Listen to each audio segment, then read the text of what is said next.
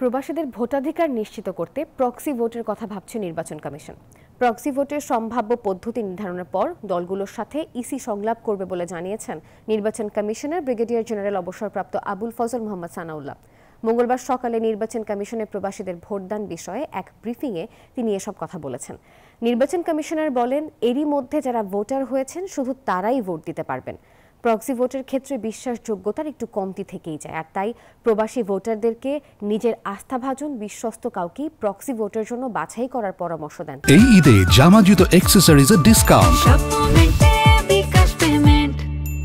তিনি আরও বলেন, প্রবাসীদের ভোটের জন্য আগে থেকেই পোস্টাল ব্যালট পদ্ধতি রয়েছে, তবে তা সময়ের সাপেক্ষ বলেই প্রক্সি ভোটের সুপারিশ করা হয়েছে বলে জানিয়েছেন।